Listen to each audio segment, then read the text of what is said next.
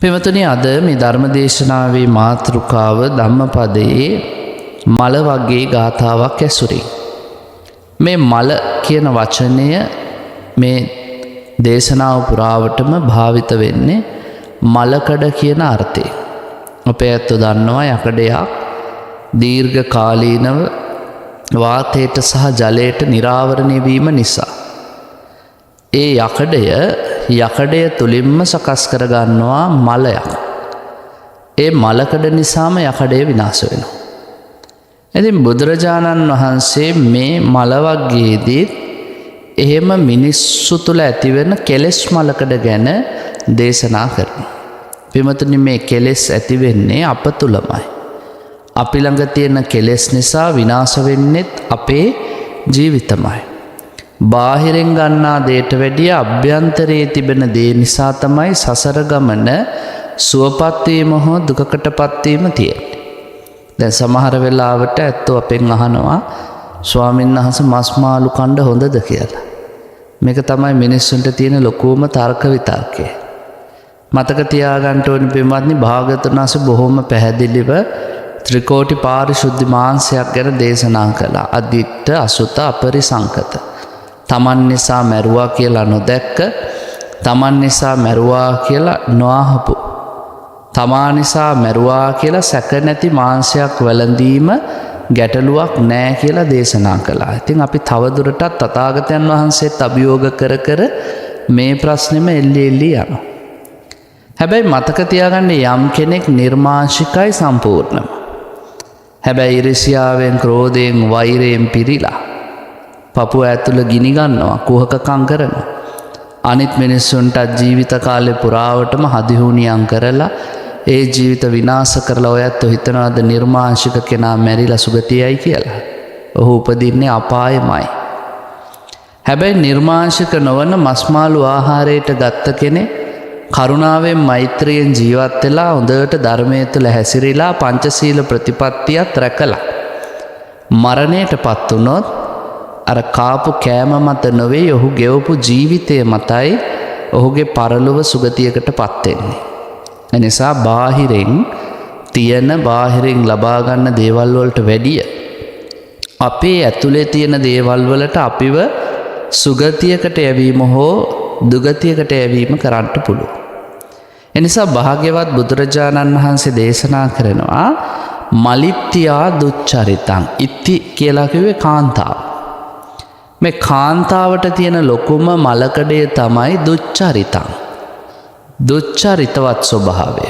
කාන්තාවගේ චරිතය හොඳ නැත්තම් ඒක තමයි කාන්තාවකට තියෙන ලොකුම මලකඩ. දැන් ගැහැණු ළමයෙක්ට තරුණ කාලෙදී පින්වත්නි විවාහ වෙනකන් තියෙන හොඳම ආභරණය තමයි කුමරි බඹසර.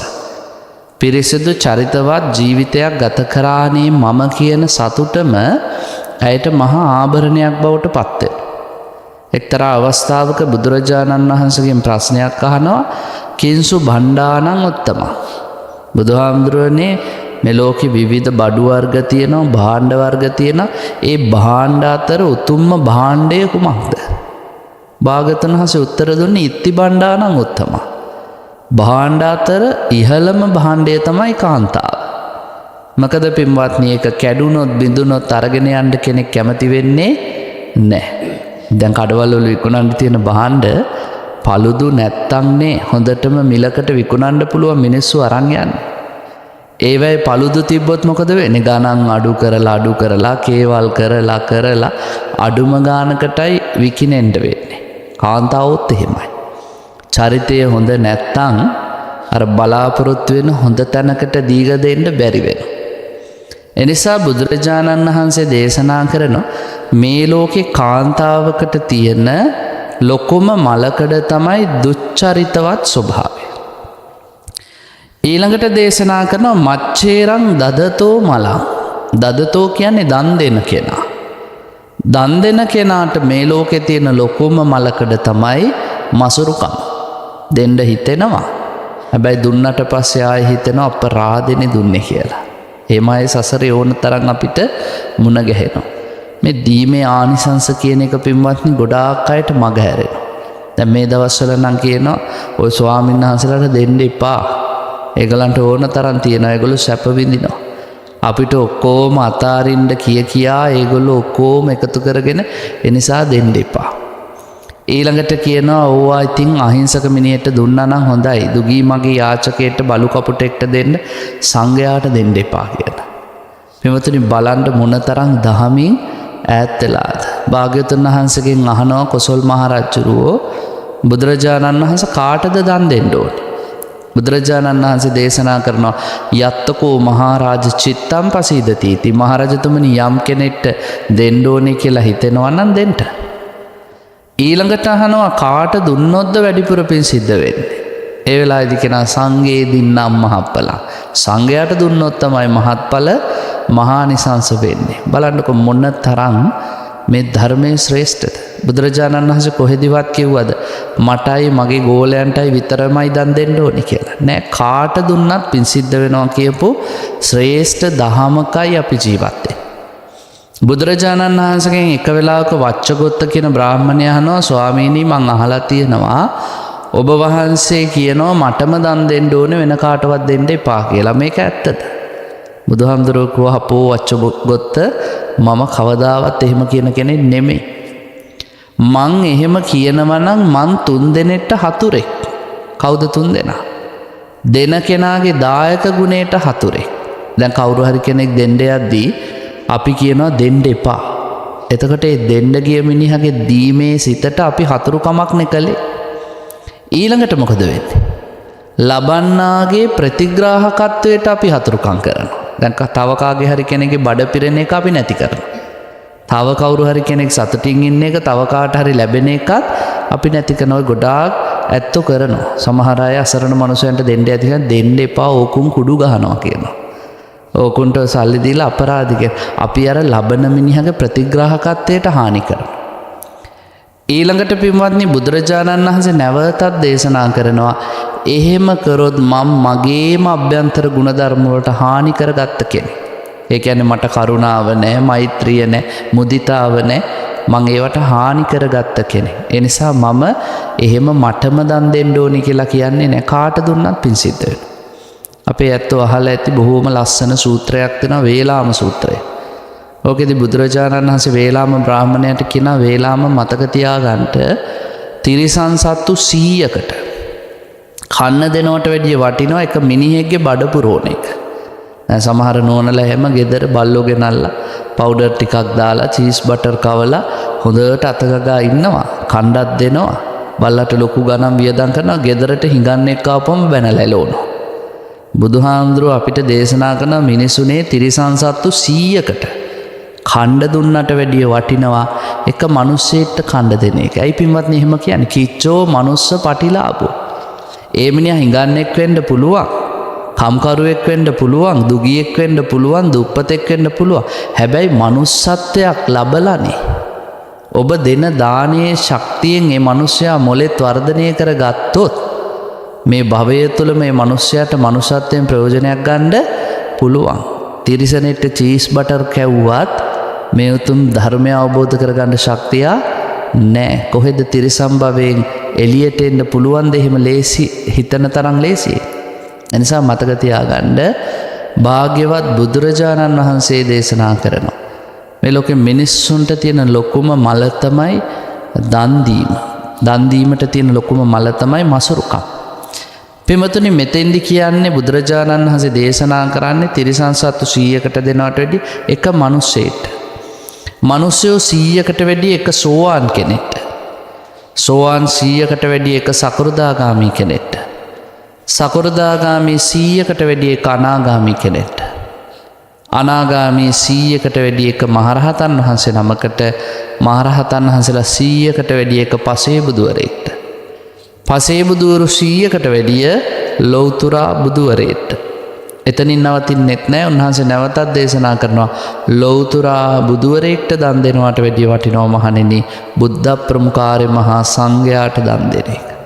එනිසා මතක තියාගන්න ඕනේ අපි යම්කිසි කෙනෙක් දෙනවා නම් ඒ දීමට තියෙන ලොකුම තර්ජනය තමයි මසුරුකම. දෙන එක හරි අමාරුයි. දානංච යුද්ධංච සමානමාව. දානයයි යුද්ධයයි මේ කියන්නේ සමාන දෙයක්. හැබැයි යුද්ධෙටත් වැඩිය දානය අමාරුයි. මොකක්ද ඒකට හේතුව? යුද්ධ කරන්න තියෙන පින්වත්නි ඉස්සරහෙන් ආයුධ අරගෙන අපිට පේන හතුරුත් එක්ක. දානෙදි සටන් කරන්න වෙන්නේ අපිට පේන්නේ නැති හතුරුත් එක්ක. දැන් මං ඊයේ පෙරේද අපේ හිතවත් ගෙදරක දානෙකට ගියා. අම්මා කෙනෙක් පින්කම කළා දරුවෝ ටික එකතු කරගෙන. මං ඉතින් දානේ වලදලා ඉවර වෙලා ටිකක් කතා කර ඉඳිද්දි අම්මට කිව්වා බොහොම ලස්සනයි දානේ. හරි සුන්දරව ලස්සනට මේ දානේ කළා. ඒ උපාසකම ටික වෙලාවක් ඉඳලා කියන ඔව් හාමුදුරනේ මට බර ගානක් වියදම් කියලා. ඉතින් බලන්නකො එතකොට දීපු එක ගැන තමයි නැවත නැවතත් හිතා ඉන්නේ. එනිසා දෙන කෙනාට තියෙන ලොකුම මල මසුරුකමයි කිව්වා. ඊළඟට භාග්‍යවතුන් වහන්සේ නැවතත් දේශනා කරනවා මලාවේ පාපකා ධම්මා අස්මින් ලෝකේ පරම්හිච. මෙලව පරලොව දෙකේම මිනිස්සුන්ට ලොකෝම මල තමයි අකුසල කර්ම. මේ ලෝකේ මිනිස්සු මෙලවදී දුක් විඳින්නෙත් පරලොවදී දුක් විඳින්නෙත් කරන ලද පව්කම් නිසා. සමහර වෙලාවට පින්වත්නි මිනිස්සු අහනවා ඇයි අපිටම මෙහෙම වෙන්නේ කියලා. සසර කරගත්ත දේ නිසා. භාග්‍යවතුන් වහන්සේ දේශනා කළේ කම්මස්ස කතා මානව සත්තා කම්මදායාදා කම්මබන්දු කම්මයෝනි කම්ම පටිසරණා කම්මං සත්‍යේ විභජති යදිදං හීනා පනිත්තාය. මේ ලෝකයේ කර්මය තමයි අපේ නෑයා, කර්මය තමයි අපේ දායාදේ, කර්මය තමයි අපේ උපත, කර්මය තමයි අපේ පිළිසරණ, කර්මය තමයි අපිව උසස් පහත් කියලා බෙදලා තියෙන්නේ. දැන් අපේ භාග්‍යවතුන් වහන්සේට සුව කරන්න බැරි ඔළුවේ කැක්කුමක් තිබ්බා. ආනන්ද හාමුදුරන්ට කියනවා ආනන්ද මගේ හිස රිදෙනවා කියලා. ආනන්ද ස්වාමීන් වහන්සේ භාග්‍යවතුන් වහන්සේගේ හිස පිරිමදින ගමන් අහනවා ස්වාමීනි ලෞතුරා බුදුරජාණන් වහන්සේ වෙලාත් ඔබ වහන්සේට මේ හිසේ රුදාව නැති කරගන්න බැරි වුණේ ඇයි? භාග්‍යවතුන් වහන්සේ දේශනා කරනවා ආනන්ද කර්මය නිසා. පෙර සසරේ මං කෙවුල් ගමක ඉපදිලා හිටියා. ඒ කියන්නේ මාළු අල්ලන ගමක දීවරයෝ ඉන්න තැනක මං ඒ වෙලාවේ දීවරයෝ මාළු දැල් ඇදලා ගොඩට අදිද්දී ඒවයි පණ ගැහෙන මාළු දැකලා සතුටු වුණා. එයත් ඉතින් ඒ ගමේ කෙනෙන්නේ අද නම් හරි ෂෝක් මාළු ගොඩක් කියලා. අහිංසක සතෙක් මරණයේ ඉදිරියේ පණ ගැහෙනවා දැකලා සතුටු වෙච්ච නිසා තථාගතයන් වහන්සේට බුදු වෙලත් මේ හිසේ රුදාව සුව කරන්න බෑ කිව්වා. ත්‍රිපිටකයේ අවස්ථා ගණනාවකදීම තියෙනවා බුදුරජාණන් වහන්සේට කොන්දේ ආබාධයක්. උන්වහන්සේ සමහර වෙලාවට බණ කියා ඉඳලා ආනන්ද හාමුදුරුවන්ට කියනවා පිටිමේ ආගිලා යති ආනන්ද. ආනන්ද දැන් නම් පිට හොඳටම රිදෙනවා. ආනන්ද හාමුදුරුව පිට ටිකක් අත ගන්නවා. බුදුරජාණන් වහන්සේ ධර්මාසනේ නැගිටලා ගිහිල්ලා සංගල සිවුර එලලා ඒ ධර්මශාලාවේ පිටිපස්සේ සැතපෙනවා. ඊළඟට අපේ සාරිපුත්ත හාමුදුරුව තමයි ධර්මාසනේ ඉඳගෙන ඉතිරි බණ ටික කියන්නේ. ඉතින් ආනන්ද හාමුදුරුවෝ ඕකත් ප්‍රශ්න කරනවා ඇයි බුදුරජාණන් වහන්සේ ඔබ වහන්සේට මෙච්චර දරුණු කොන්දේ අමාරු? මම පෙර සසරක මල්ලවපුර ශූරයෙක් වෙලා ඉඳිද්දී මගේ ප්‍රතිවාදියා උස්සලා පොලේ ගැහුවා. ඒ මිනිස්යාගේ කොන්ද කැඩෙනවා කියලා දැනත් මං වෛර සිතකින් යුක්ත වෙමිනිහට කරපු දේ බුදු වෙලා සසර මට ආබාධයක් විදිහට පත් වුණා. පින්වතුනි ඉතින් බුදුරජාණන් වහන්සේට එහෙමනම් අපිට කවර කතාද? එනිසා මේ කර්මය පව්කම කියන එක අකුසලයේ කියන එක මෙලව පරලව දෙකේම අපිට තියෙන ලොකුම මලකඩේ. ඊළඟට බුදුරජාණන් වහන්සේ දේශනා කරන තතෝ මලා මලතරං මේ සියලුම මලකඩ අතර ලොකුම මලකඩ තමයි අවිජ්ජා පරමම්මල. අවිද්‍යාව නැමැති මලකඩ. අවිද්‍යාව කියන්නේ පින්වත්නි නොදැනීම. මොනවද නොදනින්නේ? චතුරාර්ය සත්‍ය. භාග්‍යවතුන් වහන්සේ දේශනා කළේ මහණෙනි ඔබත් මමත් මේ උතුම් 74 දන්නේ නැති නිසානේ සසරේ මෙච්චර කල් කරක් ගැහුවේ. අපි ඉපද මෙරි ගිහිල්ලා දීර්ඝ කාලයක් මේ සසරේ මහා පුදුම නිරා දුකකටපත් උනේ පින්වත්නි අවිද්‍යාව නිසායි. එහෙනම් භාග්‍යවතුන් වහන්සේ දේශනා කරන ඔය ඔක්කොම මලකඩ අතර අවිද්‍යාව තමයි පරම මල. ඒතං මලං පහත්වාන නිම්මලා හෝත බික්ඛෝ. මහණෙනි ඒ නිසා ඒ මල දුරු කරලා අර කියපු මලටත් වැඩිය දුරු කරන්න ඕන මල අවිද්‍යාව. ඒක දුරු කරලා සසර සැපටපත් වෙන්න උත්සාහ කරන්න. ඕක තමයි ධම්මපද ගාථාවේ සරලම තේරුම. පිමතුනි මේ ගාථාව දේශනා කළේ ලෝතුරා බුදුරජාණන් වහන්සේ ජීවමාන කාලේ එක්තරා තරුණ වයසේදී තමන්ට ගැළපෙන සමාන පවුල් පසුබිමක් තියෙන පවුලකින් විවාහයක් කරගත්තා. විවාහ කරගෙන බුදුරජාණන් වහන්සේව බලන්ඩ ඒම ප්‍රමාද කළා. හොඳට පන්සල් ආපු කොල්ලෙක් කසාද බැන්දට පස්සේ පන්සල් එන්නේ. ඉතින් ඔහොම කාලයක් ගත වුණාට පස්සේ බුදුරජාණන් වහන්සේට අහම්බෙන් මේ තරුණයා මුණ ගැහෙනවා. බුදුහාමුදුරුවෝ අහනවා පුතේ පන්සල පැත්තේ ආවේ නෑනේ හුඟ දවසකින්. ඒ පාර කොල්ලා කියනවා බුදුහාමුදුරනේ මං හරි කරදරයකනේ වැටුනේ. ගොඩාක් කොල්ලෝ ඉතින් අපි එක්කත් කියනවා හාමුදුරනේ කලින් හිටපු විදිහට හිටියානම් ඉවරයි. එහෙම නැත්නම් ඔබ වහන්සේලා ඉන්න විදිහට හිටියානම් ඉවරයි. බැන්දට පස්සේනේ මේකේ රඟේ තේරෙන්නේ. භාග්‍යතුන් වහන්සේ දේශන කියනවා ස්වාමීනි මං හරි කරදරයක වැටිලා ඉන්නේ. මොකද්ද පුතේ? මං විවාහ වුණා. ඉතින් මම විවාහ වුණේ අපේ පවුලට ගැලපෙන හොඳ සල්ලි තියෙන තැනක කෙල්ලක් එක්ක. අනේ බුදුහාමුදුරුවනේ කසාද බැඳලා ගෙදරට ආපු දවසේ ඉඳන් මේ ගෑනු කෙනා අනාචාරී හැසිරෙනවා. මට නොකිය තැන් වල යනවා. පිරිමියාව හොයාගෙන ගෙවල් වලට එනවා. මෙයා නරක ගෑනු කෙනෙක්. මට දැන් ගෙයින් එළියට බහින්නත් ලැජ්ජයි. මගේ අම්මා තාත්තත් මට දොස් කියනවා. ගමේ මිනිස්සුත් මන් දිහා බලනවා වැරදි විදිහට. පන්සලට එන්නත් ලැජ්ජයි. මට බුදුහාමුදුරන්ගේ මූණ බලන්නත් බෑ. මේ ගෑනු කෙනා ආපු දවසේ ඉඳලම අනාචාරයේ හැසිරෙන එකයි කරන්නේ. බුදුරජාණන් වහන්සේ දේශනා කරනවා ගැහැණියක් නිසා ඉතින් තමන්ගේ සසර ගමන විනාශ කරගන්න එපා පුතේ. දැන් මේ ගැහැණියකට තියෙන ලොකුම මලකඩේ දුච්චරිතේ තමයි. හැබැයි ඊට වැඩිය මලකඩක් තියෙනවනේ අවිද්‍යාව. ඒ නිසා පන්සල් එන එක නතර කරන්න එපා. බණ අහන එක නතර කරන්න එපා. පින්දහම් කරන එක නතර කරන්න එපා. ඒ දේවල් දිගටම කරන්න.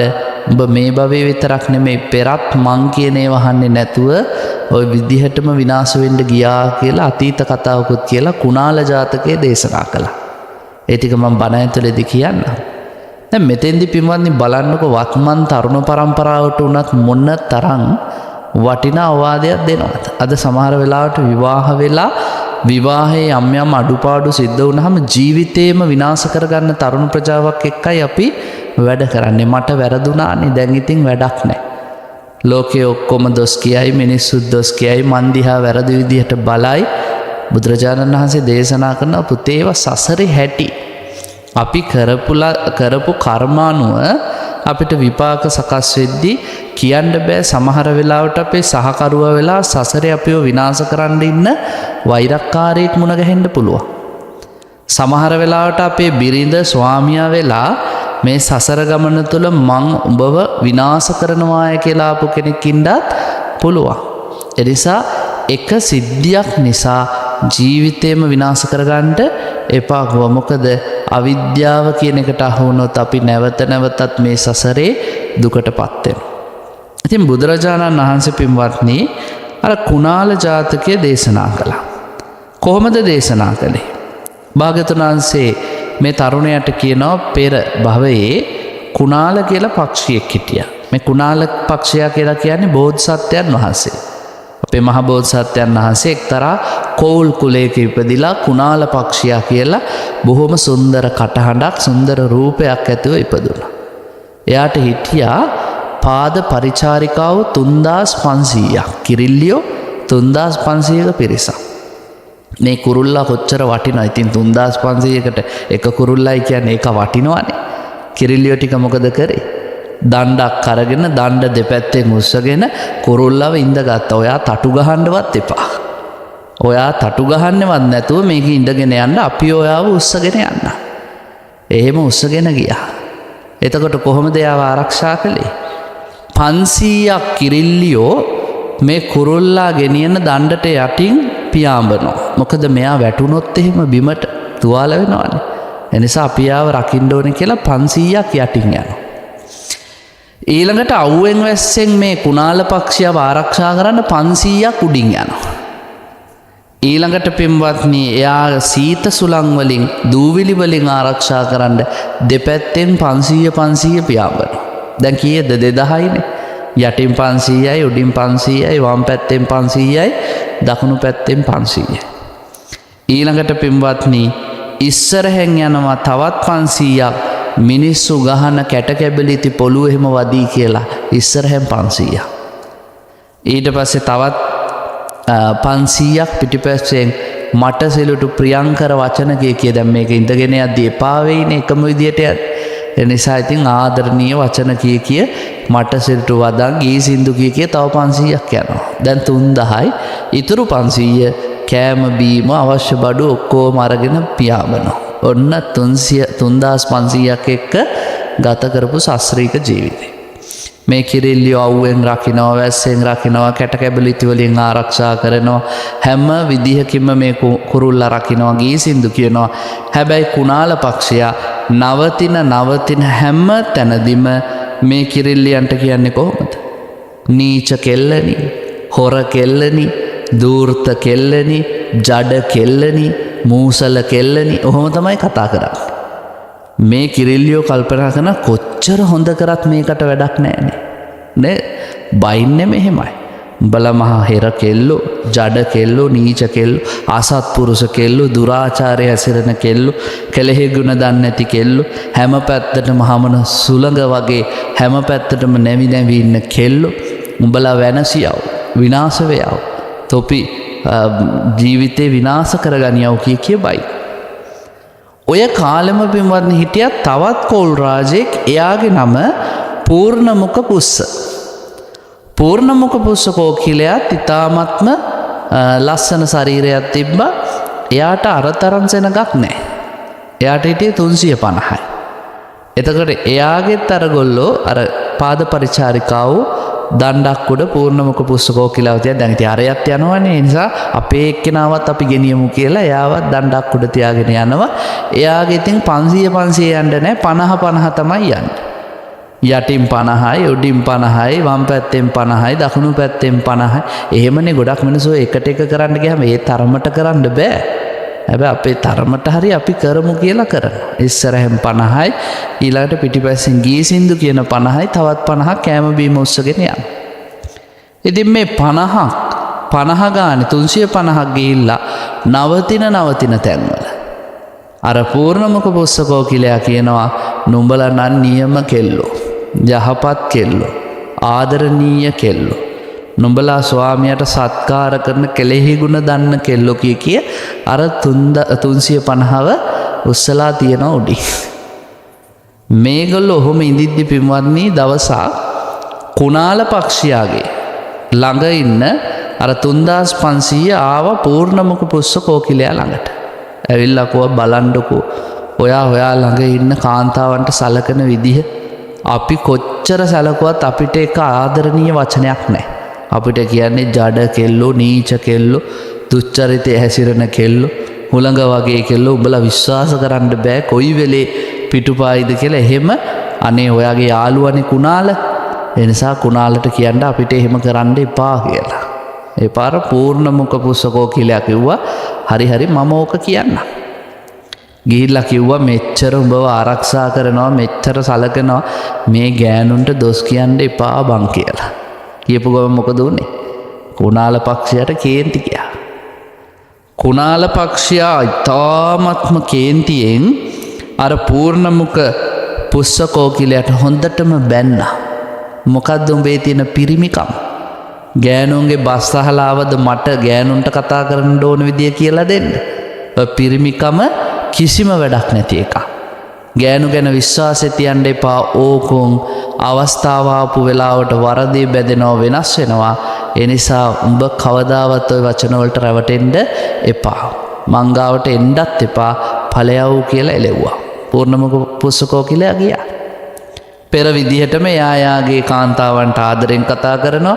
අපේ බෝසත් කෝකිලයා එයාගේ කාන්තාවන්ට හොඳටම බයිනවා. ඔහොම ඉඳිද්දි පින්වත්නි පූර්ණමුඛ පුස්ස කෝකිලයාට ලෝහිත පක්ඛන්තිකා රෝගය හැදුනා. ලේ අතිසාරේ. බඩේලිය යනවා. මේ කෝකිලයා ලෙඩ ඇඳට වැටිලා පණකෙන්ද ඇදලා ඉන්නවා. අර කිරිල්ලියෝ 350 කල්පනා කළා මේ කනන් දැන් තව ටික දවසකින් මැරෙනවා. මේක ළඟ හිටියොත් අපිටත් කන්න බොන්න නැති වෙනවා. දැන් යන්නේනමක් නැති වෙනවා. ආතප්පාතක් නැති වෙනවා. අර කුණාල පක්ෂියා බැන්නත් කමන්නේ අපි හිමීට ගිහිල්ලා උන්ගේ කට්ටියටම එකතු වෙමු. ආවා. ඇවිල්ලා කිව්වා ස්වාමීනි අපිත් කැමතියි ඔබ වහන්සේගේ නඩේට එකතු වෙන්න. ඇයි? පූර්ණමුඛ පුස්සකෝකිලයට අසනීපයි. එපාර අසනීප වුණාට මලේ නෑ මැරෙන්න ඔන්න මෙන්න කිව්වා. දැන් එයාත් එක්ක ඉඳලා වැඩා නෑ. සමහරලාට දේශපාලඥයෝ වගේ. ඒ නැව ගිලෙද්දි මේ නැවට පයින්නවා. මේ නැව ගිලෙද්දි ඒ නැවට පයින්නවා. බලන්නකො ඒ කාලෙත් එහෙමයි ඉඳලා තියෙන්නේ. මැරුණේ නෑ. හැබැයි එයා ඉතින් දැන් හිටියත් වැඩක් නෑ. හොඳටම දුර්වලයි. එනිසා අපි ඔයාට එකතු වෙන්නම් කියලා කිව්වහම අපේ බෝසත් කුණාල පක්ෂියා මොකද කළේ? බැනලා හොඳටම ජඩ කෙල්ලෝ නීච කෙල්ලෝ මම මුල ඉඳන් තොපේ හැටි කිව්වේ ඔහොම තමයි කියලා එලෙව්වා. එලවලා කුණාල පක්ෂියා ගියා අර පූර්ණමුඛ පුස්ස කෝකිලයා ළඟට යද්දි හොඳටම අමාරුයි. තමන්ගේ අත්තටුවෙන් ඔළුව අරගෙන අත්තටුවට ඇහුවා යාළුවේ කොහොමද? මට බොහොම අමාරුයි. ජීවත් වෙන්න බෑ. නෑ ජීවත් වෙන්න පුළුවන් අදිෂ්ඨානයක් ඇතුව ඉන්න. කැලෙන් ගිහිල්ලා බේත් වර්ග ටික හදාගෙන ඇවිල්ලා තමන්ගේ හොටෙන් පෙව්වා. අර පූර්ණමුඛ පුස්ස කෝකිලයා ටික සුවපත් වුණා. සතියක් දෙකක් යද්දි නැකිට ගන්න පුළුවන් ප්‍රමාණයට මාව. දැන් අර ගෑනු 350 මොකද කළේ? දැන් හොඳ වෙලා. මැරෙන්නේ නෑ දැන් යන් කියලා ආවා. ආවට පස්සේ අපේ කුණාල පක්ෂියා කියනවා මං ඕක තමයි කිව්වේ. මේ කාන්තාවන්ගේ ස්වභාවය. පාසකම්මලා තරහ වෙන්න එපා. නැත්තම් මේ බණ අහන ගමන් කල්පනා කරයි හාමුදුරුවෝ අපිට හොඳටම බයිනවා කියලා. කාන්තාවන්ගේ ස්වභාවය ගැනයි මේ කියන්නේ. දැන් කාන්තාවන්ට පැවිද්ද දෙන්න යද්දී බුදුරජාණන් වහන්සේ බෑ කිව්වනේ 3 පාරක්ම. ඒකට හේතුව තමයි පින්වත්නි අර දීර්ඝ කාලයක් පවතින බුද්ධ ශාසනය ඉක්මනට ඉවර වෙයි කියලා. හේතුව ස්වභාවයෙන්ම කාන්තාවන්ව වෙන කෙනෙක්ගේ බසට නවා ගන්න ලේසි. ඒ නිසා තමයි බුදුහාමුදුරුවෝ කියන්නේ ඒගොල්ලෝ නීචයි. ඒගොල්ලෝ ඇවතුම් පැවතුම් වලින් තරමක් වෙනස්. ඒ නිසා කියනවා මම එදා බෝසත් කෝකිලයා වෙලා ඉඳලා නුඹට කියපු එක නුඹ එදා ඇහුවෙත් නෑනේ ගෑනුන්ගේ හැටි මෙහෙමයි කියලා. එදත් නුඹ අවසාන මොහොතේදී මම බේරගත්ත මිසක් නැත්තම් උන් අතහැරලා දාලා විනාශ වෙලා. මේ භවයේදීවත් මම කියන එක අහන්න. මේ කාන්තාවෝ කියලා කියන්නේ අවකාශ ලද මොහතක බොහෝ දෙනාට පොදු බවට පත්වෙන දේවල්. බුදුහාමුදුරුවෝ ලස්සන උපමා ටිකකුත් කියනවා.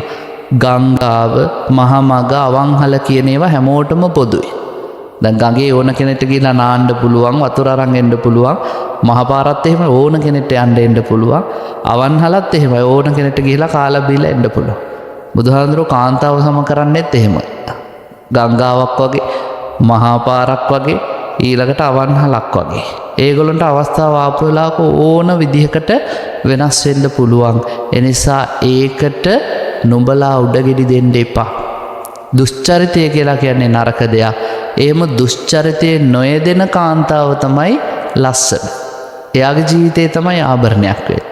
බලන්නකො පින්වත්නි දැන් විසාකා මහෝපාසිකාව බොහොම ලස්සන සුන්දර ජීවිතයක් ගත කරා. ලෝකේ මහා විශාල ඓශ්වර්යයක් විඳපු කාන්තාව 3 දෙනාගෙන් එක්කෙනෙක්.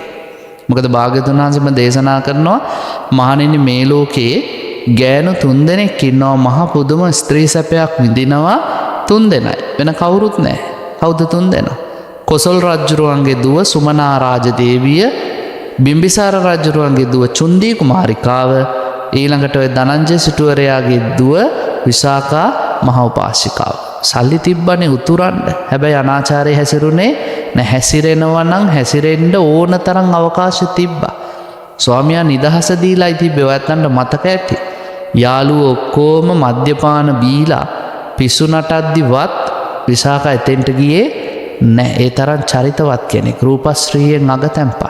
ඇයි විසාකා පුංචි කාලේ ඉඳන් දැනගෙන හිටියා කාන්තාවකට තියෙන ලොකුම ආභරණය චරිතවත්කමයි.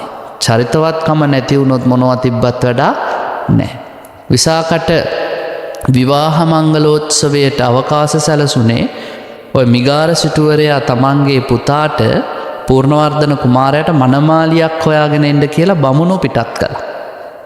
බමුණෝ ඇවිල්ලා බලනවා කෙල්ලෝ ඉන්නවා හැබැයි චරිතවත් කෙල්ලෝ නැහැ. එහෙම තමයි අදත් ඉතින් කලුනික හොයනවා වගේ තමයි. කෙල්ලෝ ඕන තරම්. හැබැයි චරිතවත් කෙල්ලෙක් හොයාගන්න එක අමාරුයි. බලාගෙන ඉන්නවා කඩමණ්ඩියක ඉඳන් ඔය ශිල්ප ශාලාවක් අවසන් වෙලා කෙල්ලෝ ටිකක් බැස්සා එළියට ටියුෂන් පන්තියක් ඇරුණා කියලා හිතා ගන්නකො. මහ වැස්සක් වැටුණා. වැටිච්ච ගමන් කෙල්ලෝ ටික ඔක්කොම මොකද කළේ? හූ තියාගෙන ගවුම් උස්සගෙන දිව් අකොණ්ඩ කඩාගෙන වැස්සේ. වැස්සෙන් බේරෙන්න. එකම එක කෙල්ලක් බොහොම ලස්සනට ගවුම අල්ලගෙන වැස්සේ තෙමි තෙමි හිමීට ඇවිල්ලා ගොඩ වුණා. බමුණු කතා වුණා මේ කෙල්ලට නම් පංච කල්යාණයෙන් 4ක් තියෙනවා. ඒ කෙල්ලගේ සම ලස්සනයි, චවි කල්යාණයේ තියෙනවා, කෙස් ටික ලස්සනයි, කේශ කල්යාණයේ තියෙනවා, ඊළඟට මසින් වැසුණු පිරිපුන් ශරීරයක් තියෙනවා, මාංශ කල්යාණය, ඊළඟට වයස පේන්නේ නැති කමක් තියෙනවා, වයං කල්යාණයේ තියෙනවා. එකක් පේන්නේ නැහැ. මොකද්ද බාහිරට පේන්නේ නැත්තේ? දන්ත කල්යාණේ දත් ටික. දත් ටික පේන්න නම් එක්ක hina වෙන්න ඕනේ, එක්ක කතා කරන්න ඕනේ. දැන් කතාවට අල්ලගන්න එක බමුණෙක් කිව්වා විහිළුවට වගේ නැහැදිච්ච කෙල්ල. මේ වැස්සේ හිතුවක්කාරකමට උඹ තෙමි තෙමි ආව නේද කියලා. විසාක කියනවා නෑ මාමේ පුංචි කෙල්ලක් වගේ තරුණ කෙල්ලක් මහපාරේ දිව්වොත් කැතයි කිව්වා. පුංචි කෙල්ලක් දිව්වට කමක් නෑ. තරුණ ගැහණියක් මහපාරේ දිවීම කැතයි කිව්වා. ඒ නිසා දිව්වේ නෑ කිව්වා. ඇහුවා කවුද එහෙම කිව්වේ? අපේ බුදුහාමුදුරුවෝ. මොකද්ද බුදුහාමුදුරුවෝ කියලා තියෙන්නේ? බුදුහාමුදුරුවෝ කියලා තියෙනවා මේ ලෝකේ දුවද්දි කැතම කැත 4 දෙනෙක් ඉන්නවා කියලා. අපේ ඇත්තෝ දැනගන්න ඕනේ. කවුද දුවද්දි කැත 4 දෙනා? පළවෙනි එක්කෙනා තමයි ඇතා. ඇතාට මහ විශාල ශරීරයක් තියෙනවා. තේජාන්විත ගමනකුත් තියෙනවානේ. එහෙම යද්දි ලස්සනයි. ඔය මහ විශාල ශරීරය හොල්ල ඇතෙක් පාරේ දිව්වොත් මොකද වෙන්නේ? කැතම කැතයි. දෙවණියට කැත කෙනා තමයි කාන්තාව. කාන්තාවකටත් සුදුසු නාරී ගමනක් තියෙනවා. යන විදිහ. හැබැයි කාන්තාව දුවන්න ගියොත් කැතයි කිව්වා. තුන්වෙනියා රටේ පාලකයා. රජුරවන්ටත් උරුම තේජාන්විත ගමනක් තියෙනවා. රජුරෝ කඩු කිනිසිත් බෙල්ල එල්ලගෙන මාල එල්ලගෙන ආභරණ දාගෙන මහපාරේ දිව්වොත් කැතයි. පිස්සෙක් වගේනේ පේන්නේ. හතරවෙනියට දුවද්දි කැත කෙනා කවුද? භික්ෂුන් වහන්සේ. හාමුදුරුවොත් බණට පරක් වුණා කියලා සෙරප්පු දෙකත් අතේ අරගෙන කුඩේ කීල් එක අහගෙන කන්නඩ දෙකකුත් දාගෙන දිව්වොත් ධර්මශාලාවේ කැතයි. සංවර ගමනක්, උචිත ගමනක්. එනිසා ඔය ටික කිව්වහම දැනගත්ත දන්ත කල්යාණයක් තියෙනවා, හැදිච්චකමක් තියෙනවා, චරිතවත්කමක් තියෙනවා. ඒ නිසා මතක තියාගන්න කාන්තාවකට තියෙන ලොකුම ආවරණය තමයි චරිතවත් ස්වභාවය. ඒක නැති වෙච්ච දවසට ඉවරයි. කාන්තාවක් පින්වත්නි චරිතවත් භාවය නැති වෙච්ච දවසට ගංගාවක් වගේ කියලා කිව්වේ ඇයි? එයාට ගෙදර අම්මා තාත්තත් බයිනෝ. අම්මයි තාත්තයි ගෙයින් එළියට දාන උඹ අපේ මූණේ දැලි ගෑවා. උඹ අපේ පරම්පරාවේ නම්බුව කෑව. දැන් ගෙදර දොරවල් ටිකත් වැහුණා. සමහර වෙලාවට කසාද බැඳලා දුරාචාරය අනාචාරය යෙදුනහම මොකද වෙන්නේ? ස්වාමියාගෙන් ගුටි කණ්ඩත් වෙන හොඳට අල්ලගෙන තඩි බානවා. තඩි බාගෙන ගෙයිනුත් එළියට දානවා. එළියට දැම්මට පස්සේ යන්නේ නමක් නෑ. ඕම් බුදුහාමුදුරුවෝ කියන දැන් ගංගාවක් වගේ ඕන කෙනෙක්ට නාන්න පුළුවන්, වතුර බොන්න පුළුවන්. වන්න කාන්තාවන්ගේ ඉරනම්. එනිසා කියනවා මේ චරිතවත්කම තරම් බොහොම ලස්සන දෙයක් ආභරණයක් නෑ. හැබැයි දුෂ්චරිතය කියන්නේ කාන්තාවට මලකඩක්. මලක්. උග්ගහ සූත්‍රයේදී බුදුහාමුදුරුවෝ කියනවා දුවේ කවදාවත් වෙන්න එපා 4 ජාතියක ආකාරයේ ගැහණියක්. මොනවද කිව්වේ? අදුත්ති, අතේනි, අසොණ්ඩි, අවිනාසිකා. අදුත්ති දූර්ත ගැහණු වෙන්න එපා. දූර්ත ගැහණු කියන්නේ මත්පැනට, සූදුවට, සුරාවට ලොල් වෙන්න එපා. බොණ්ඩ පුරුදු වෙන්න එපා. කැසිනෝ වලට, ක්ලබ් වලට යන්න පුරුදු වෙන්න එපා. පිරිමි පස්සේ යන්න එපා. අදුත්ති කියන්නේ ඕකයි. ඊළඟට කියන අතේනි හෙරක් වෙන්න එපා. හොරකම් කරන්න එපා. තමන්ගේ ස්වාමියා උපේන යම් දෙයක් තියෙනවා නම් රකින්න. ඒවා වැඩි දියුණු කරන්න කල්පනා කරන්න. එහෙම නැත්නම් විනාශ කරන්න නම් එපා. බුදුරජාණන් වහන්සේ දේශනා කරන ධනංවා, ධඤ්ඤංවා, රජතංවා, ජාත රූපංවා. ධනය සල්ලි වෙන්න පුළුවන්, ධාන්‍ය වෙන්න පුළුවන්, රන් රිදී මුතුමැණික් වෙන්න පුළුවන්. මොනවා දුන්නත් විනාශ කරන්න නම් එපා. එහෙම හෙර බිරින්දෑවරු ඉන්නවා. ආර කොසල් රජුගේ හීනවල පින්වත්නි එක හීනක තියෙනවා පුරුෂයෙක් පුටුවක් උඩ ඉඳගෙන වරමන්දක් ගොතනවා. වරමන්ද ගොතගොතා පල්ලෙහාට දාද්දි පුටුව යට ඉන්න නරි දෙනා කැනහිල් දෙනවා අර වරමන්ද ගිලිනවා. අන්තිමට පිරිමියා ගොතලා ඉවර වෙලා බලද්දි ලණුවක් නැහැ. අර යට හිටපු නරිච්චි ඔක්කොම කාලා. ඒ පාර බුදුහාඳුරන්ගෙන් අහනවා කොසෝ රජුරු මොකද්ද බුදුහාඳුරනේ ඒ හීනේ? බුදුහාඳුරු දේශනා කරනවා රජතුමනි දැන් නෙමේ අනාගතේ. ඔය ගෑනු හොර මිනිස්සුත් එක්ක එකතු වෙලා පිරිමි හම්බ කරන එක විනාශ කරනවා. ඒක තමයි ඔය දැක්කේ. අනාගතේ එහෙම වෙනවා කොහොතින්. දැන් අනාගතේ ඇවිල්ලානේ. දැන් එහෙමයි සමහර පිරිමි ඩුබායි ගිහිල්ලා ඕමාන් ගිහිල්ලා බහරේන් ගිහිල්ලා කඹරලා එවනවා. මෙහි සමහර නෝනලා සමහරු ඔක්කොම නෙමෙයි. සමහරු නටන්න තියෙන නැටුම් ඔක්කොම නටලා. වන්නන් 18ටත් එහා ගියේව නටලා අන්තිමට හදපු ගේකුත් නැහැ, ළමයින්ට උගන්නලත් නැහැ, ව්‍යාපාර කරලත් නැහැ, කඩ දාලත් නැහැ, මුකුත් නැහැ. අර ධනේ කාබාසිනියා කරලා. බුදුහාඳුරෝ කියන හෙරක් වෙන්න එපා තේන්නේ. අසොණ්ඩි කුම්මැහි වෙන්න එපා. කාන්තාව හැමතිස්සෙම දානයට ප්‍රියශීලී වෙන්න ඕනේ. සද්ධර්ම රත්නාවලියේදී ධර්මසේන හාමුදුරුවෝ කියන්නේ දන් දීමේ ආනිසංස මදකම නිසා ගෑනු වෙනවා කියලා. දන් දීම මදිලු ටිකක් ලෝභයිනේ. ඒගොල්ලෝ ඒකට නමකුත් හදාගෙන ඉන්න අර පිරිමැස්ම කියලා. හැබැයි මතක තියාගන්න ලෝභකමයි අර පිරිමැස්මයි කියන්නේ දෙකක්. එකක් නෙමෙයි. ලෝභකම් කරන්න පුරුදු වෙන්න එපාකෝ දන් දෙන්න. කාන්තාවකට හොඳ ලක්ෂණයක්. ඊළඟට කියන අවිනාශිකා විනාශකාරී අය වෙන්න එපා. නරක දේ කියන්න, නරක දේ හිතන්න, නරක දේ කරන්න. කාන්තාව එහෙම දරුණු දේවල් කරද්දි කැතයි. එනිසා අභිමන්‍යි ඔබ චරිතවත් කාන්තාවක් වුණොත් ඒක තමයි කාන්තාවකට තියෙන ලොකුම ආභරණය. දුෂ්චරිතවත් වුණොත් ඒක ලොකුම මලකඩෙන්ම ඔබ විනාශ වෙනවා. ඊළඟට දානපතියට තියෙන ලොකුම මලකඩ කිව්වා මසුරුකම්. බලන්නකො මසුරුකම කොච්චර මලකඩක්ද කියලා. බුදුරජාණන් වහන්සේගේ කාලේ හිටිය අපුත්තක කියලා සිටුවරේ.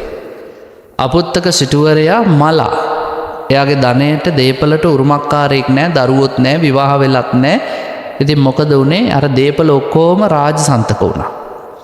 රජුරෝ සියලුම දේපල රාජභාණ්ඩාගාරයට ඇදලා කරත්ත 500කින් ඒත් ඉවර කරගන්න බෑ. දවල් කාලේ දාඩිය දාගෙන රජුරවන්ට අර පුරුද්දක් තිබ්බ බුදුහාඳුරෝ බලන්න එන්න. ඉතින් බුදුහාඳුරෝ ළඟට ආවා. බුදුහාඳුරෝ මහරජතුමනි මොකද මේ දාඩිය දාගෙන දවල් වෙලා? ස්වාමිනී අපුත්තක සිටුවරයා මලා. කවුරුත් නෑ යාට උරුමකාරයෙක්. දැන් දේපල ඔක්කොම රාජසන්තකයි. මම මේ ඔක්කොම අදිනවා රාජභාණ්ඩාගාරයට. කරත්ත 500කින් ඇදලා ඉවර කරගන්න බෑ කියලා කිව්වා. බුදුහාඳුරෝ ඇහුවා එච්චර ධනයක් තිබ්බ අපුත්තක සිටුවරයා ගත කරපු ජීවිතේ කොයි වගේද? අනේ බුදුහාඳුරනේ කියලා වැඩක් නැහැ. මෙච්චර සල්ලි තිබිලත් මේක කාලා තියෙන්නේ නිවුඩු හාලේ බතයි කාඩි හොද්දයි. ඒ කියන්නේ මෙවන්නේ රතු හාලේ බතුයි කාඩි හොදි. කාඩි හොදි කියන්නේ මිරිස් හොද්ද. ඔය ප්‍රයට කඩවල් වල කෑම කඩවල් වල එහෙම ඔය පින්වතුන්ලා එහෙම බොහොම රස කර කන්නේ මිරිස් හොද්ද. එතකොට නිවුඩු හාලේ බත් ඉන්දියාවේ අදටත් කද්දි ඒගොල්ලෝ බලනවා නිවුඩු හාලේ බත් කන්නේ ටිකක් කුලහීනාය කියලා. එනිසා තාම ඒගොල්ලෝ රතු හාලට එච්චර කැමැත්තක් නැහැ. අපේ ලංකාවේ නම් ඉතින් ඔක්කොම දියවැඩියාකාරයෝ නිසා රතු හාල්මයි කන්නේ. නිවුඩු හාලේ බත ඉස්සර කන්නේ සමාජයේ බොහෝම පල්ලෙහාය. නිවුඩු හාලේ බතයි කාඩි හොද්දයි. ඇයි සල්ලි වියදම් වෙයි කියලා. ස්වාමීනි මේ මිනිහා ඇඳලා තියෙන වැරහැලි කඩමල්. කවදාවත් හොඳ ඒවා ඇඳලා නැහැ. අනේ යානාවක් පාවිච්චි කරලත් නැහැ. පයින්මයි ගිහිල්ලා තියෙන ගෙවිච්ච සෙරප්පු දාගෙන මහ පුදුම කර්ම ජීවිතය. දැන් බලන්න කරත්ත 500කින් අදින්නත් බැරි තරම් දේවල් තියෙනවා. මම පුංචි කාලේ පින්වත්නි අපේ තාත්තා මට මතකයි කියනවා එක පුද්ගලයෙක් පෙන්නලා මට කියනවා ওই මිනිහයාට බසුත් තියෙනවා ලොරිත් තියෙනවා. හැබැයි යන්න එපායි. ලොරිත් තිබ්බට බසුත් තිබ්බට ඔයත්තන්ට හිතේ ව්‍යායාමයට කියලා. ව්‍යායාමයට නෙමෙයි පෙරේත කමට.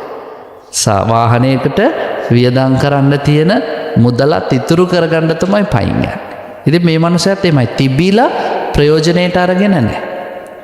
පින්වත්නි බුදුරජාණන් වහන්සේ අහනවා රජතුමනි දන්නවද ඇයි එහෙම උනේ? නෑ දන්නේ නෑ. පෙරත් ඔය සිටුවරයා සිටු කුලයකම ඉපදිලා හිටියා. දවල් කාලේ කෑම කණ්ඩ සූදානම් වුණා. දැන් බත් ටික බෙදාගෙන කණ්ඩ යද්දිම ගේ ඉස්සරහට ඇවිල්ලා හිටගත්තලු ගන්ධමාදන පර්වතයේ වැඩ හිටපු පසේ බුදුවරයන් වහන්සේ නම. අබුද්ධෝත්පාද කාලයක. මේ මිනිස්සයා හිතුවලු දැන් ඉතින් ගේ ඉස්සරහට මාමනේ දෙන්න ඕනේ. බෙදාගත්තු පිඟාන එහෙම්මම ගිහිල්ලා අර ස්වාමීන් වහන්සේට පූජා කළා පසේ බුදුවරයාට. දීලා අනිත් පැත්තට ඇවිල්ලා කෑම ටික බෙදා ගන්න ගමන් කල්පනා කරනවලු අනේ කොහේවත් යන කාලකන්ණියෙට කණ්ඩ ටික දුන්නා. අපරාධනේ ඔය ටික ගෙදර වැඩකාරයෙක්ට දුන්නා නම් මං තව දවසක් වැඩකුලිය විදිහට උගෙන් වැඩ ගන්න තිබ්බා. මේ කොහෙවත් යන එකෙක්ට කණ්ඩ දුන්නා. අන්න දීපු දාණය නිසා සසර ලැබුණා පසේ බුදුවරයෙක්ට දන් දීපු නිසා. හැබැයි ඒ කිසිම දෙයක් ප්‍රයෝජනයට ගන්න බැරි වුණා. දීපු දේ ගැන ලෝභසිත උපදවා ගත්තා. මේ දන් දීම කියන්නේ පින්වත්නි මහ පුදුම දෙයක්. පූතිගත්ත තිස්ස හාමුදුරුවොත් මුළු ඇඟම කුණු වුණා. හැබැයි අවසාන මොහොතේ රහත් වුණා. බුදුහාමුදුරන්ගෙන් බණ අහලා. උන්වහන්සේ පිරිනිවන් පෑවහම ස්වාමීන් වහන්සේලා ඇහුවා බුදුහාමුදුරනේ තිස්ස හාමුදුරුවෝ කොහෙද අපායකට ගියේ? බුදුහාමුදුරුවෝ කිව්වා නෑ ආයි සසරේ උපදින්නේ නෑ පිරිනිවන් පාන. ඔච්චර ඇඟ කුණු වෙලා ඔච්චර තුවාල හැදිලා කොහොමද උන්වහන්සේ රහත් වුනේ? බුදුහාමුදුරුවෝ ඔය තිස්ස පෙර භවයක කුරුළු ඇද්දේ. කුරුල්ලෝ අල්ලලා දඩයන් කරලා විකුණනවා. දැන් ඒ කාලේ ෆ්‍රිජ් නෑනේ පින්වත්නි. මොකද කළේ? කුරුල්ලෝ ඉතුරු වුණාම උන්ගේ අත්තටු කපලා ඇටකටු කුඩු වෙන්න ගැහුවා මිටියකින්. දැන් සත්තුන්ට පියාඹන්න බෑ බිම වැටිලා ඉන්නවා. පහුවෙන්දත් මස් ඉල්ලපුවම අර වැටිලා ඉන්න උන්ව මරලා දෙනවා. දවස් 3-4ක් යද්දි විකුණුන් නැති කුරුල්ලොන්ට මොකද වෙන්නේ? අර තුවාල කරපු තැන්වල මස් ඇතුලෙන් කුණු වෙවි පණුව ගගහ එක තැන ඉඳලා විනාශ වෙලා යනවා. බුදුහාමුදුරුවෝ දේශනා කළ ඔය සත්තුන්ට කරපු අපරාධය තමයි පූතිගත්ත තිස්සට පඩිසම් දුන්නේ. කොහොමද රහත් උනේ? ඒ කුරුළු වැද්ද වෙලා හිටපු ආත්ම භාවයේම මෙයා ගෙදර මස් ව්‍යංජනයක් හැදුවා කණ්ඩ. ඒ වෙලාවේදී පින්වත්නි ගෙදරට වැඩියා පසේ බුදුරජාණන් වහන්සේ නම. උන්වහන්සේ වැඩියහම මේ වැද්දා කල්පනා කරනවා වෙනදට දෙන්න දෙයක් තියෙද්දි හාමුදුරුවරුත් නැහැ. හාමුදුරුවරු වඩිද්දි දෙන්න දෙයක්වත් නැහැ. අද මස් ව්‍යංජනයක් හරි කමන්නේ තියෙනවනේ. අද පසේ බුදුවරයෙකුත් මෙතන වැඩ ඉන්නවා. ඒ නිසා මං මේ හදපු දාණය පූජා කරනවා. මොකද හැමදාම මෙහෙම පින් කරන්න ලැබෙන්නේ නැහැ. හිත සතුටින් අර මස් හට්ටිය ගෙනල්ලා පසේ බුදුරජාණන් වහන්සේට බෙදුවා. බෙදද්දී උන්වහන්සේ ප්‍රමාණවත් තරම් බෙදාගෙන අතින් වහලා පුණ්‍යානුමෝදනා කළා. මේ මස් වැද්දා තමන්ගේ අත් දෙක නළලේ තියාගෙන මෙහෙම කතාවක් කියනවා. මොකද්ද කියන්නේ? ස්වාමීනි මම තාම කුණු මස් රස බුදින එකෙක්. ඔබ වහන්සේ නිවන් රස බුදින කෙනෙක්. මං අද ඔබ වහන්සේට මස් රසයක් පිළිගන්නනවා. මෙහි මුඛ්‍ය විපාකයේ වශයෙන් ප්‍රධාන විපාකයේ වශයෙන් මටත් කවදා හරි දවසක ඔබ වහන්සේ විඳින නිවන් රසයම ලැබේවා. ඒ ප්‍රාර්ථනාවයි මුදුන්පත් උනේ සසරේ. එනිසා මතක තියාගන්න පින්වත්නි මේ ලෝකේ හොඳම කියලා මිනිස්සුත් නැහැ. මේ ලෝකේ නරකම කියලා මිනිස්සුත් නැහැ. මිනිස්සුන්ට හොඳ නරක දෙකම කලවම. සමහර හොඳම මිනිස්සුන්ටත් නරක ටිකක් තියෙන්න පුළුවන්. නරකම මිනිස්සුන්ටත් හොඳ ටිකක් තියෙන්න පුළුවන්. ඒකයි අපි කියන්නේ අර නෙළුම් මල ලස්සනයිනේ. නෙළුම් මල රෝස පාටයි, සුවඳයි, පෙති 1000ක් විතර තියෙනවා. පැණි තියෙනවා, පූජනීයයි. ඔක්කොම නෙළුම් මලේ තියෙන හොඳ නේද? නරකක් නැහැ. හැබැයි නෙළුම් මලේ නටුව අප්සෙට්. නෙළුම් මලේ නටුවේ දැලි. නෙළුම් මලේ නටුවේ කටු. නෙළුම් මලේ නටුව කැඩුනොත් සුදු ඇඳුමක ගෑවුනොත් කහට බලන්නකො මල අච්චර ලස්සනට වෙලා පොඩි අප්සෙට් එකක් තිබ්බනේ නටුවේ. ඒක තමයි කියන්නේ මිනිස්සට සොඳුරු ගුණ සහ නුගුණ ඇත නිදොස් කෙනෙක් මෙදියත උපදිනේ නැත. මිනිසුන්ට හොඳ නරක කියලා දෙකක් තියෙනවා. නිර්දෝෂී කෙනෙක් මේ ලෝකේ උපදින්නේ නැහැ. වෙසෙස් සිනිදු මුවරද බර සහස්පත කොරොස් නලිනි යුතු වෙයි කටුපෙලිනි යුත. සහස්පත කිව්වේ නෙළුම් මල් පෙති 100ක් ඇති මල්. මේ පෙති 1000ක් ඇති මල් නෙළුම් මල්. එතකොට මේ සහස්පත හොඳ ලක්ෂණ වලින් යුක්ත වුණාට නටුවේ තියෙන්නේ කටු. අන්න ඒ වගේ. එතකොට පෙති 1000ක් තියෙන සුවඳවත් පැණි තියෙන ලස්සන මලෙත් නටුවේ කටු වුණා වගේ හොඳ මිනිස්සු ළඟත් වැරදි චුට්ට තියෙන්න පුළුවන් කියලා කිව්වා. ඒ නිසා ඔබට කියනවා මේ ජීවිතය පුරාවටම තමන්ගේ හොඳ වැඩි කරගන්න උත්සාහ කරන්න. එතකොට සසරේ සැප ලැබෙනවා. දීමෙන් පින්වත්නි කවදාවත් සසරේ දුකටපත් වෙච්ච කෙනෙක් නැහැ.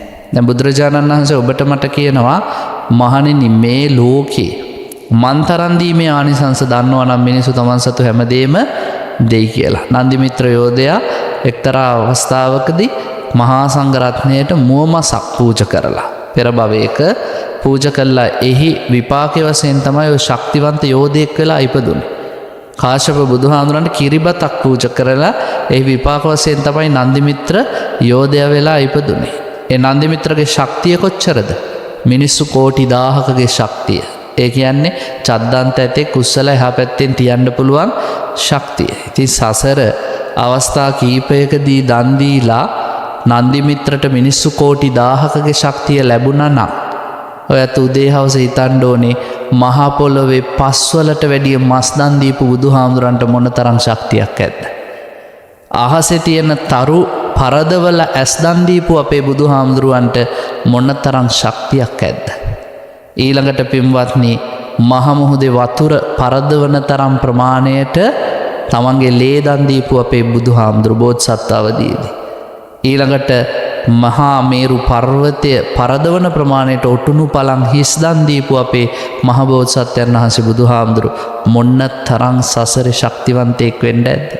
මේ දානේ ආනිසංස සුළුපටු නෑ කියලා කිව්වේ ඒකයි. එහෙනම් මසුරු සිත් ඇති කරගන්න ඒ පවිනෙය්‍ය මච්චේර මල මසුරු මල දුරුකොට දන් දෙන්න.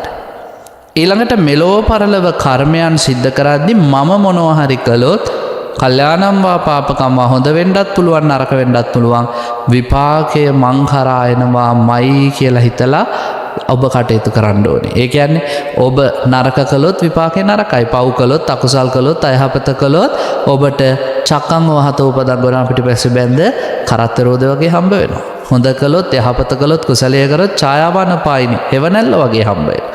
ඒ නිසා ඒකත් කල්පනා කරන්න ඕනේ මෙලෝ පරලොව මල තමයි අකුසලේ. ඊළඟට පින්වත්නි භාග්‍යවත් බුදුරජාණන් වහන්සේ දේශනා කරන ඔය ඔක්කොටම වැඩිය මලකඩ තමයි අවිද්‍යාව. අපි කිව්වා චතුරාර්ය සත්‍ය නොදැනීම. ඔබේ ජීවිතය තුළ පින්වත්නි ජීවිතය අවබෝධ කරගන්න උත්සාහ කරන ඔබ චතුරාර්ය සත්‍ය වසාලන බලවත් මෝහය නැති කරගන්න උත්සාහ කරන්න ඕනේ. අපේ මෝඩකමනේ අවිද්‍යාව කියන්නේ. අපි දන්නේ නැහැ සසර දුකයි කියන එක දන්නෙත් නැහැ. දුකට හේතුව තණ්හාව කියන එක දන්නෙත් නැහැ. එතකොට දුක නැති කරාම තණ්හාව නැති කරාම දුක නැති වෙනවා කියන එක දන්නෙත් නැහැ. ඒකට අදාළ මාර්ගය ආරෂ්ඨාංග මාර්ගයයි කියන එක දන්නෙත් නැහැ. එතකොට මෙන්න මේ හතර අවබෝධ කරගන්න උත්සාහ කරොත් අපිට සසර ගමන තුර ලොකු ඉදිරි පිම්මක් තියන්න පුළුවන්. පින්වත්නි බුදුරජාණන් වහන්සේ පෙන්නනවා කුමක්ද අවිද්‍යාව කියන්නේ? අවිද්‍යාව කියන්නේ ඔන්න ඔය චතුරාර්ය සත්‍ය නොදැනීම නිසා මෝහයෙන් වැහිලා අපි පංචකාම සම්පatti පිනවා ඉන්න තියෙන ආසාව. තණ්හාව වැඩි වුණාම අපි ඉතින් මේ අත කන නාසය දිව ශරීරයේ ඕවා පිනවාම ඉන්න හදනවා. කාමයන් කියන්නේ මස් වැදල්ලක් කියලා තේරෙන්නේ නැහැ. කාමයන් කියන්නේ ඇට කැබැල්ලක් කියලා තේරෙන්නේ නැහැ. කාමයන් කියන්නේ අනුන්ගෙන් ණයට ගන්න ඇඳුමක් වගේ කියලා තේරෙන්නේ. අපි මේවා සරස හිටියට පින්වත්නි මේක අතහරින්න ඕන වෙලාවට අතහරින්න වෙනවා. හරියට මගදී අපෙන් ඉල්ලගත්ත ඇඳුම ගලවගෙන යනවා වගේ. දැන් අපි ඉල්ලගෙන යනවා ජැන්ඩි පහට ඇඳලා මඟුල් කෙදර. දවස් දෙක තුනක් ගිහිල්ලා අපි ඒ ඇඳුමම ඇඳගෙන කොයි හරි යද්දි අයිතිකාරය ඇවිල්ලා කියනවා මේ ගලවපන් ඇඳුම මගේනේ දීපන් ඇඳුම සරපු දෙකක් ගලව අන්තිමට අපි හෙළුවැල්ලෙන්න යන්නේ. කාමයන් කියන්නේ එහෙම එකක්. අපි එහෙම අපිට අයිති නැති ශරීරයක් එක්ක යන ගමනක් මේ. ඊළඟට බුදුරජාණන් වහන්සේ දේශනා කරන මිනිස්සු හිතන් ඉන්නවා මේ කාමයන් කියන්නේ ස්ථිරසාර. කාමයන් නිසා අපි සංතරපණය වෙනවා. හැබැයි කිසිම දෙයක් නැහැ. අර මස්ලේ නැති ඇට බලුලෙව කන්නේ කියලා තියෙන බල්ලෙක් බඩගින්නේ මස් කඩයක් ළඟට ආපුවාම මස් කඩකාරයා මස් ගාතයක් දානවද කාපිය කියලා? නෑ. ඌ හොඳට මස් හූරලා මස් නැති ලේසුවද විතරක් තියෙන කට්ටක් දාන. බල්ලා පෙරේතකමට අර කට්ට කනවා හපනවා බඩ පිරෙන්නේ නැහැ. බඩගින්න තවත් වැඩි වෙනවා මහන්සියට. අපිටත් එහෙමයි. අපි කාමයන් කියලා එල්ලිලා අරක හපනවා සූප්පු කරනවා දඟලනවා. නමුත් කාමයන්ගෙන් අපිට ස්ථිරසාර සැපයක් ලැබෙන්නේ නැහැ. ඔන්න ඕක අවිද්‍යාව. ඊළඟට පින්වත්නි ස්කන්ධ ධාතු ආයතන වශයෙන් අනවබෝධයක් අපිට තියෙන. පංචස්කන්ධ ගැන ඊළඟට ධාතු මනසිකාරය ගැන ආයතන ගැන කිසිම අවබෝධයක් නැහැ. දැන් බුදුරජාණන් වහන්සේ සතිපට්ඨාන සූත්‍රයේදී කිව්වේ දෙපැත්තෙන් කටකට ගහපු මල්ල ලිහලා බලනවා වගේ. දැන් මල්ල ඇතුලේ තියනලු වී මුං කව්පි වගේ ධාන්‍ය. දක්ෂයාට පුළුවන් මල්ල ලිහලා වෙන වෙන ගොඩවල් වලට ගහන්න කව්පි ගොඩ වෙනම වී ගොඩ වෙනම එහෙම ශරීරය දිහත් බලන්න. ශරීරයේ එකට පුංජයක් විදියට තියෙද්දි බෙමන්නේ අපිට අප්පිරිය නැහැ. හරි ලස්සනයි. හැබැයි ඕවා වෙන් වුණාම ටිකක් අප්සෙට් නේ.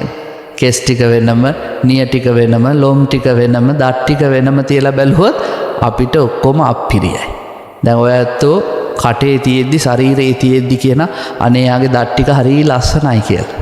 ඔය දත් සෙට් එක වෙනම දුන්නොත් අතට මොකද කරන්නේ? අතේ තියාගෙන ඉඳ ඉඳ නැහැ. දතක් වැටිච්ච ගමන් ලේනෝ මේ දත අරගෙන අලුත් දත දීපියෝ කියලා විසි කරනවා. නේද? වහල උඩට වීසි කරන. එහෙම අය. කෙස් ටික ශරීරයේ තියෙනකන් එකට බැඳිලා තියෙනකන් අපි කියන ඔයාගේ කෙස් ටික හරි ලස්සනයි. ඔය කොණ්ඩෙට මං හරි ආසයි කියලා. ඒ ආසයි කියපු කොණ්ඩෙන් ගහක් දෙකක් හොදි ව්‍යංජනයක එහෙම තිබ්බොත් බලා ගන්න පුළුවන් ආසාව. මං ආස කරපු කෙස්නේ මං කන්නම්කෝ කියලා කන්නේ නැහැ. එතකොට කෑම එකම අප්පිරිය වෙනවා. බුදුහාඳුරු කියන යථා ස්වභාවය දකින්න කෙස් ටික වෙනම දකින්න. එතකොට අපිට හිතෙනවා මේකේ සාරයි කියලා ගන්න දෙයක් නෑ. මුළු ශරීරේම අසුබයි. මේ ශරීරයේ දෙතිස් කුණපයන්ගෙන් කිසිම කොටසක් සුභයි කියලා ගන්න නෑ. අසුභයක්මයි තියෙන්නේ. පිළිකුලක්මයි තියෙන්නේ. ඒක නුවණින් දකින්න කිව්වා. ඊළඟට බුදුරජාණන් වහන්සේ කියන දක්ෂ ගෝඝාතකේ හරක් මරණ කෙනෙක්. දෙනක් මරලා එළදෙනෙක් මරලා එළදෙනගේ මස් වෙන් කරලා හතරමං හන්දියක තියලා විකුණනවා. ලේ ටික වෙනම, මස් ටික වෙනම, කටු ටික වෙනම, ඇට ටික වෙනම විකුණනවා. බුදුහාඳුර කියන ශරීරයත් එහෙම බලන්න. මේ පඨවි, මේ ආපෝ, මේ තේජෝ, මේ වායෝ සතර මහා ධාතු වෙන් කර කර දකින්න ධාතු මනස්කාරය. එතකොට ඔයත්තන්ට පුළුවන් මේ ලෝකේ දුක කියන ස්වභාවය අත්විඳින්න. දැන් අපිට පින්වන්දි දුක කියලා එකක් දැනෙන්නේ නැහැ. අපි සියල්ලම සුභ වශයෙන් අරගෙනයි තියෙන්නේ. ඕන අවිද්‍යාව. ඊළඟට මැරුණත් ආස්වාද කරන මට්ටමක නින්නේ. ඉස්සර නම් මිනිස්සු මැරුණාම රෙදි කෑල්ල කොතාගෙන ගිහලා කනත්තට දැම්මා. හාමුදුරු රැට ඇවිල්ලා පාංශකූලික රෙදි වලට අර ඔතපු රෙදි ටික අරන් ගියා. මිනිහ නිර්වස්ත්‍රයි. දවසක් යද්දී ඉදිමුණා, නිල්ලුණා, පණුව ගහන්න පටන් ගත්තා. බල්ලෝ කපුට ඇදගෙන කෑවා. දැන් නිර්වස්ත්‍ර මිනිහ කෑලි කෑලි වලට වෙන් වෙලා පස්සේ ඇට කැබලි වලින් බැඳිලා ඉන්නවා. නහරත් දිරලා වෙන් වුණාම ඇට කැබලිත් දිරලා පොළොවට පස් වෙනවා. ඉතින් මිනිස්සුන්ට ඕක දැකලා පුරුදුයි. අනිත්‍යයි කිව්වහම මිනිස්සුන්ට මේ ධර්මයේ තේරුම් ගැනීමේ හැකියාව තිබ්බා. ශරීරයේ කිසිම දෙයක් නැහැනේ කියලා. අද නම් ඉතින් මැරුණාම හොඳට එම්බාම් එක කරලා උපාසක අම්මලාගේ කොණ්ඩේ ලොකු මලක් ගහලා බෙල්ලටත් මාලයක් එල්ලලා මිනිහ වටේත් ලයිට් ටිකක් දාලා රෝස පවුඩර් තලියක් ගාලා තියෙනවා. සුරංගනාවක් වගේ. මලගෙදරට එන මිනිස්සු මරණානුස්සතිය වඩනවද? මන්නම් දැකලා නැහැ. ගොඩක් අය කියන අනේ උපාසක අම්මා හිටියා වගේම hina වෙලාම ඉන්නේ. මිනි hina වෙනවද පින්වත්නි? මැරිච්ච මිනිස්සු hina වෙනව? මන්නම් අහලා නැහැ. බලනකො මිනිස්සු කොච්චර අවිද්‍යාවකද ඉන්නේ. අසුභයත් සුභ විදිහට ගත්තා. මරණයත් ආස්වාද කරන මට්ටම අනේ මලත් ෂෝක් මේ වගේ පෙට්ටියක යන්න තියෙනවා නම් කියලා හිතන මට්ටමටම මිනිස්සු ධර්මයෙන් ඈත් වෙලා. අවිද්‍යාව. ඊළඟට පින්වත්නි තෘෂ්ණාවේ ස්වභාවය දන්නේ නැහැ. අපි කාම තෘෂ්ණාවෙන්, භව තෘෂ්ණාවෙන්, විභව තෘෂ්ණාවෙන් බැඳි බැඳි සසර ගමන තුළ දුකටපත් වෙනවා කියලා ගොඩක් අය දන්නේ නැහැ. නිසා බුදුරජාණන් වහන්සේ පෙන්නනවා මෙන්න මේවා තේරුම් ගන්න ඕන. සසර යෝනි ගති භව විඥාන මේවා දන්නේ නැහැ. ගති පෙරලීම, භව පෙරලීම සසරේ දන්නේ නැහැ. අපි කොච්චර කල් සසරේ දුවගෙන ආවද කියලා දන්නේ නැහැ. මේ ගති පෙරලීම කියන එක පින්වත්නි ඔයත් හිතන් හිටියට දැන් අපි මිනිස්සු වෙලා ඉඳලා ඊළඟ භවෙත් මිනිස්සුයොම වෙයි, ඊළඟ එකේත් මිනිස්සුයෝ වෙයි කියලා එහෙම වෙන්නේ නැහැ. මේක මූදුරැල වගේ උඩට එනවා යටට යන. ඔයත්තන්ට මතක ඇති කාශ්‍යප බුදුහාඳුරන්ගේ කාලේ කිකිලි හාමුදුරු කෙනෙක් කමටහන් පිරිවහන සද්දය අහගෙන ඉඳලා මැරිලා ගිහිල්ලා ඒ රටේ රජුරුවන්ගේ දුව වෙලා උපදිනවා. මේ කුමාරිකාව ඊළඟට පුලවක සංඥාව පහළ වෙලා අසුචි ගොඩක පණුව දඟලනවා දැකලා පිළිකුල් සංඥාව මතුවෙලා එතන ඉඳන් ධ්‍යාන වඩනවා. ධ්‍යාන වඩලා මැරිලා ගිහිල්ලා බ්‍රහ්ම ලෝකේ බ්‍රහ්මපෝතිකාවක් වෙනවා. දැන් කොහෙද මුල හිටියේ? කිකිලි. කිකිලි කුමාරිකාවක් වුණා. කුමාරිකාව බ්‍රහ්මපෝතිකාවක් වුණා. හැබැයි බ්‍රහ්මපෝතිකාව මාර්ගඵල ලැබපු කෙනෙක් නෙමෙයි. පින නිසා බ්‍රහ්ම ලෝකේ ඉපදුනා. එතන පින ඉවරෙච්ච ගමන් ගෞතම බුදුහාමුදුරන්ගේ කාලේ ඊරියක් වෙලා ඉපදුනා. මේ ඊරි දැකලා භාග්‍යවතුන් වහන්සේ hina වුණාම භික්ෂුන් වහන්සේලා අහනවා ස්වාමීනි ඇයි hina වුනේ? පේනවද මේ ඊරි? මෙතන ඉපදින්න කලින් හිටියේ බ්‍රහ්ම ලෝකේ බ්‍රහ්මපෝතිකාවක් විදියට. ඊට කලින් රජ්ජුරුවන්ගේ මාලිගාවේ කුමාරිකාව. ඊටත් කලින් කාශ්‍යප බුද්ධ ශාසනයේ කිකිලියක්. අනේ ස්වාමිනී එහෙම ගති පෙරලෙන්නේ කොහොමද? යථා විමූලේ අනුපද්ද වේ දල්හේ ජිනෝපි රුක්කෝ පුනරේවරුවති. මේ විදිහට ගහක් හොඳට තියෙද්දි මුල තියෙද්දි මැදින් කැපුවට වැඩක් නැහැ. ආයි දලු දදා ලියලනවා. මුලින්ම ගලවන්න ඕනේ. තණ්හාවත් එහෙමයි. මේගොල්ලෝ තණ්හාව දුරු කරන්නේ නැතුව සසරේ යන්න ගියාම මෙහෙම තමයි කිව්වා. ඉතින් පපුව පැලිලා ඊරි මල ඊරි ඉපදුනා සුප්පාරක පටුනේ වෙළඳ කුලයක.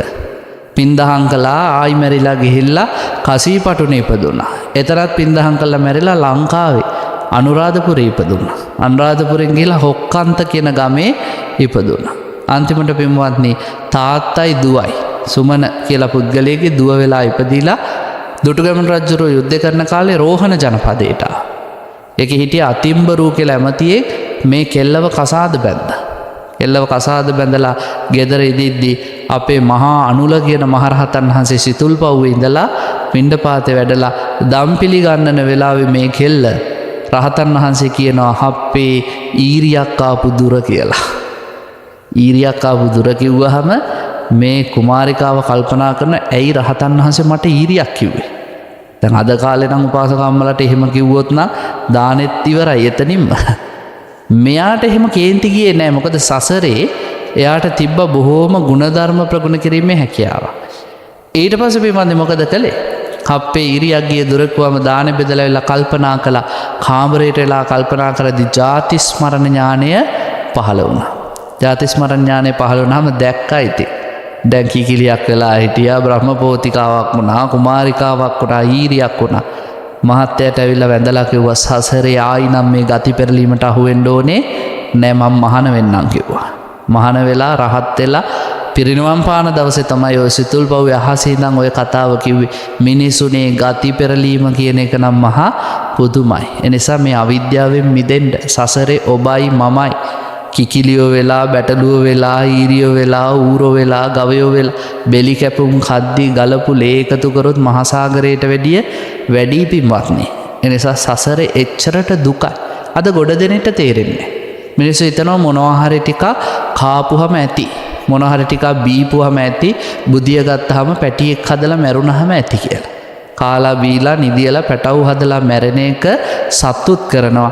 ඒකට මිනිස්සු වෙන්න ඕනේ නෑ. එනිසා මනුස්සත්වයෙන් ප්‍රයෝජන ගන්න මේ සසර දුක අවබෝධ කරගෙන අවිද්‍යාව කියන පරම මල දුරු කරන්න අදිෂ්ඨාන කරගන්න. භාග්‍යවතුන් වහන්සේ දේශනා කළේ ඒකයි. මේ අවිද්‍යාව කියන පරම මල දුරු කරලා සංසාරගත ජීවිතේ සැප වඩා වර්ධනය කර ගැනීම පිණිස මේ අහපු බණත් උපනිශ්‍රේම වේවා.